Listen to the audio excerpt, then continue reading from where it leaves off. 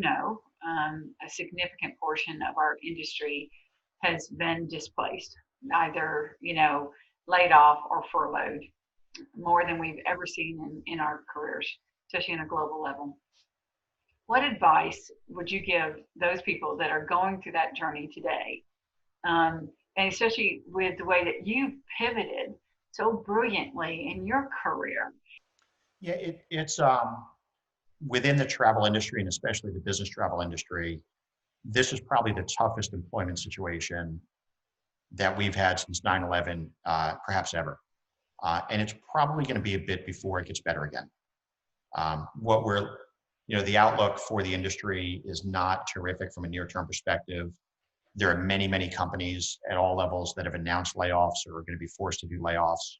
And the consequence of that is that companies are sort of battening down the hatches and doing a lot less hiring than they've ever done.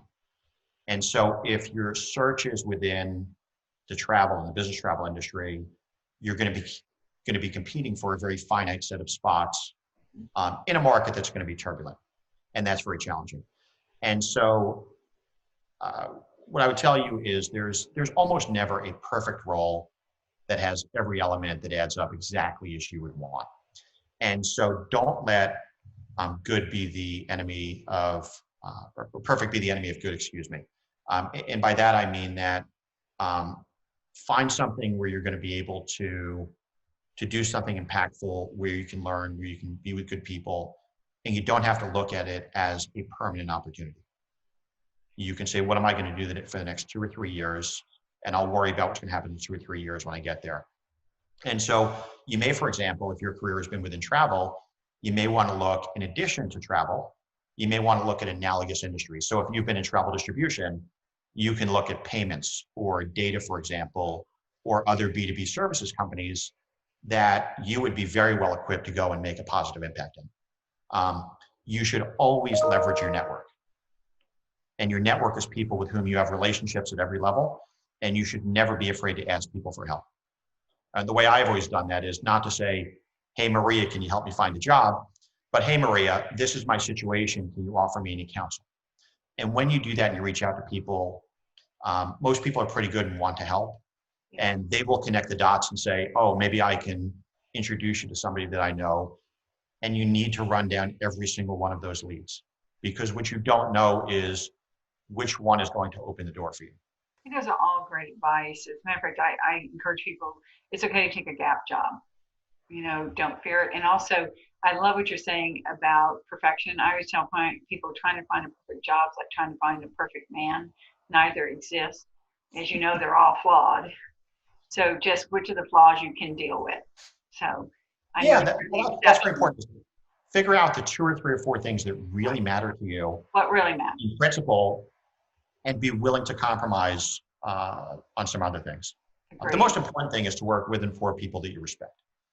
If you can find that, it almost doesn't matter what the industry is, as long as it's an ethical industry, I should say. One that you believe in, one that you're passionate about.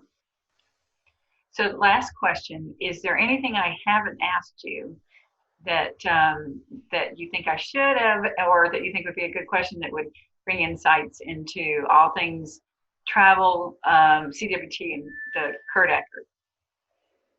Oh boy. How about what do I look for in people? Oh, that's a good one. What do I value in people? And when I say value in people, I mean professionally, but it's similar personally as well. Yeah. You asked the question about people think about job search, and this is my point of view, and doesn't mean it's the right point of view. I look for people, obviously, who are innately competent and intellectually talented, and many, many people are. But then it is about the ability to get stuff done, which is not something that most people have, and it's a hard thing to judge. And it's about people who operate selflessly and give themselves, submit to the good of the team. And that sounds trite, but I can tell you, for example, every executive on my team, down several levels, wears this in spades.